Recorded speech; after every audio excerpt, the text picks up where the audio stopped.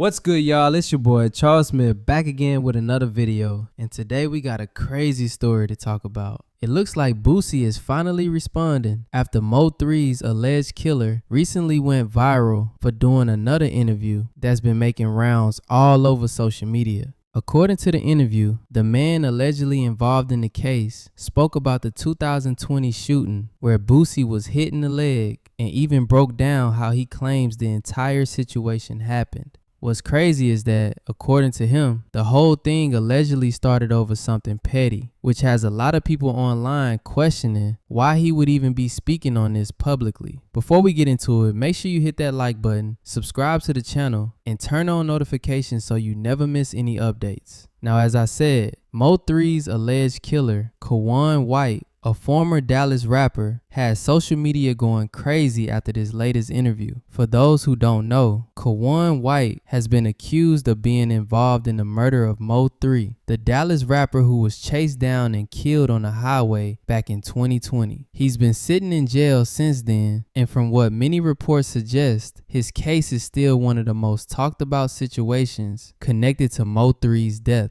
The case became even bigger after authorities accused Yellow Beezy of allegedly helping arrange the hit, adding another major name to the investigation. Now, in his latest interview, Kawan White started talking about the incident that happened shortly after MO3's death. Back then, Boosie traveled to Dallas to pay his respects to MO3 and show support following the tragedy. But during that trip, Boosie ended up getting shot in the leg while visiting a location known as Big T Plaza. Now, Kawan White is publicly speaking on what allegedly led up to that shooting, and a lot of people online believe he's saying way too much. Some are even arguing that these interviews could end up hurting his own legal situation because he's discussing details connected to serious criminal allegations. Either way, the internet has been reacting heavily to what was said, and now we're gonna break it all down. Let's get into it. I'm like, that nigga was looking at me. He looked at my chain, and they started whispering. I know me in front of me. I'm like, man, hell no. I'm like, nigga, this kind of my city. Goddamn, from the Dally on the bull. Right. Like, you supposed to came out here, and then what you did shows the respect, and you know what I'm saying? And like, yeah, you could have went to Big T. I ain't gonna say you couldn't come to Big T. That I ain't gonna say no shit like that. Cause who and all that say a nigga can't go to Big T. Let's just keep it real. But I'm like, what the f, man? You come out here and you tripping like, man, what the fuck? Like, nah. So I'm Jimmy Shice again, man. I'm saying, wait. So let me ask you this: if you were Boosie and you had a problem with you, what you would have done in that situation? Would you like, say if it was the opposite? You know what I'm saying? See what? Ask you this. Okay, this my thing. What's the boy? Why you got a problem with me? You know what I'm saying? When you was fucking with Yellow and Trap, you know what I'm saying? And bro, but now you signed, bro. You know what I'm saying? I understand loyalty and all that shit, but what's the problem there with me? So, like, if it was me and I had a problem with a shit, I'm not just gonna be like, hey, where y'all going? I'm finna follow y'all. Hey, come on, I'm finna follow y'all. Like, what the f y'all got going? Hey, I'm gonna have my young like, yo, man, y'all make go take care of that. You know what I'm saying? It's deep. You know what I'm saying? Right. But so you kind of felt kind of disrespected that he came down here and then had something to say to you. Like, you know what I'm saying? Like, it was cool that he came down here, but for him to even have anything towards you, that just was a problem. yeah, nigga, I can't respect. When I first started to holler at you, like, you know what I'm saying? I'm trying to show you some music, nigga. Like, nigga, I ain't asked you for no goddamn picture, no autograph, none of that type of shit. All I'm trying to ask you to check out my music, nigga.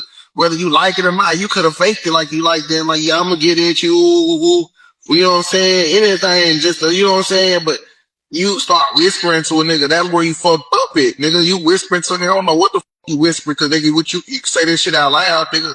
That's what you nigga. Right. Nigga, that's like output on you and your people. For you and the whole gang. Now, like y'all seen, this man allegedly, and I gotta say allegedly because at the end of the day, I don't wish bad on nobody. He went on record and said the whole thing started because he tried to pull up on Boosie on some music shit. not even trying to confront him, just talk music. But Boosie started whispering in somebody's ear. So dude felt disrespected, felt like they was plotting on him, and shit went left from there. Now mind you, the full interview was like a whole hour long. This clip went viral and everybody started going crazy like, damn, why is bro snitching? Why is he ratting? One of the first people I saw respond was Boosie himself. Boosie hopped in the comments and said, this nigga about to rat. Then he went off. Boy, you a shooter, a rat, and you clap Trinkies? And if y'all don't know what Trinkies is, think Manny. Just put TR in front of it. Cause right after he got locked up, bro got exposed for messing with a transgender. It's crazy cause he had just caught a case back in 2020 for allegedly shooting at somebody and ended up getting hit with 9 years. So now you got a nigga that's allegedly telling, already dirty as hell, and still rocking with the other side. That's a dangerous individual right there. This man don't give a fuck about nothing. When you got that type of mindset, bro, he'll kill you in a heartbeat with no remorse. He already seen as the worst of the worst, so he don't care. Like I said, the whole interview was damn near an hour. I had to break it down, but he started explaining exactly why he did what he did and what it took for everything to kick off.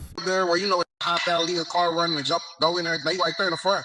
So we just sitting chilling, and I put that shiesty on. I ain't gonna lie to you, man. Like young boy used to get me turned, but shiesty used to get me to another level. Like I ain't gonna lie, when shiesty came out, so I'm listening to 762 God.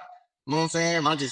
I'm getting mad. I'm getting mad. You know what I'm saying? I'm like, man, we gotta play this. Like, I don't know what the f going on. So I'm jamming shiesty, So then my favorite part come around. You know what I'm saying? At the gates, I ain't buying it. He tried to run off. I do Draco where his spine. 762 God, I got the name because I'm firing it. So I'm turning. My partner looking at me like, tripping. You all on you. I'm like, nah, I ain't tripping. Here with the program, you tripping. Like, then you get the angry weirdness. I don't know. You know what I'm saying?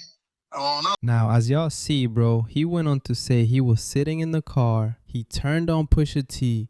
And that shit gassed his head up heavy. He said he usually listens to YB, but somebody put on Pusha T, and that was the one that flipped the switch on him. I just wanted to point that out real quick before I get back to the main part. But it just shows that music really does have a big impact on the mind, you feel me? Of course, when you grown, it don't hit the same because you got more mental control and discipline. You make your own decisions. You ain't at that young age where music can make you act out stupid. But this right here is a prime example. This is a dude that was clearly mentally immature. He's 21 years old, running down on a man on the highway with cars flying everywhere. Bro obviously wasn't right in the head, but he literally explained how he felt disrespected by Boosie, how that song came on and turned him all the way up. Then he did what he did. But also think about it from the kid's side, right? Cause we all know music ain't really for people our age no more.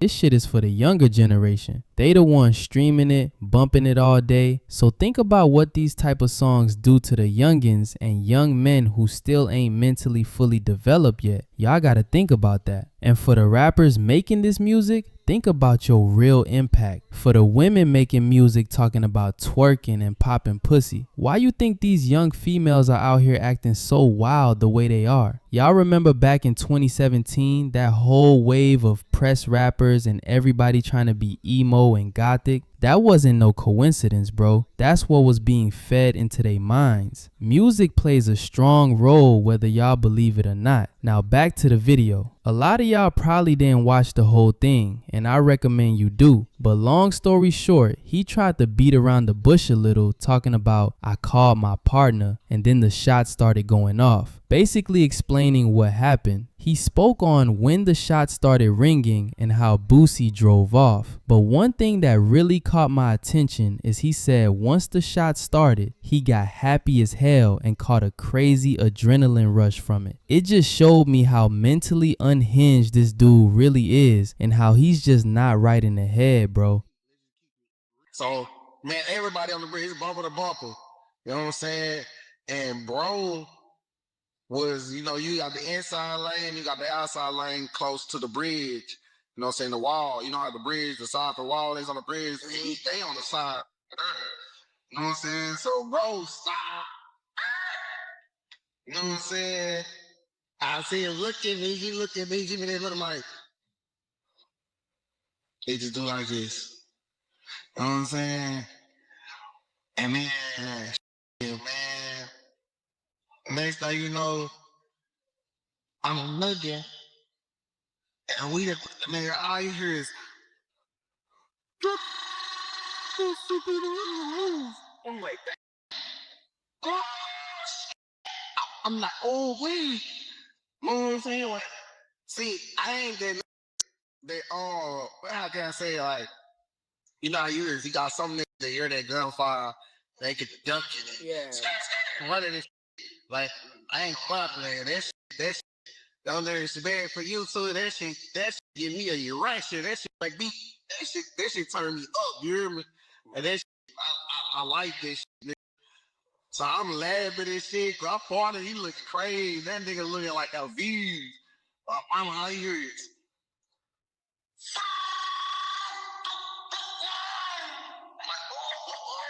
Like a bat feeding for blood. When the shots went off, this nigga started smiling and got hyped as hell. Little do y'all know, dudes like this exist in every city. They get a crazy adrenaline rush from gangster shit. That's demonic, bro. Straight scary. There's nothing to smile about when you taking somebody's life. That mindset is dangerous as hell. This whole interview makes me believe even more that he had something to do with what happened to MO3. I'ma still say allegedly. But when you think like that, you become a perfect pawn for the streets. Boosie, all rappers, and everybody watching, stay safe out here, man. You never really know who you dealing with. Drop your thoughts in the comments. What y'all think about this? It's Charles Smith in the building. Thank God for another day. Stay safe. I love y'all. Christ loves y'all more. Whew. I'm out.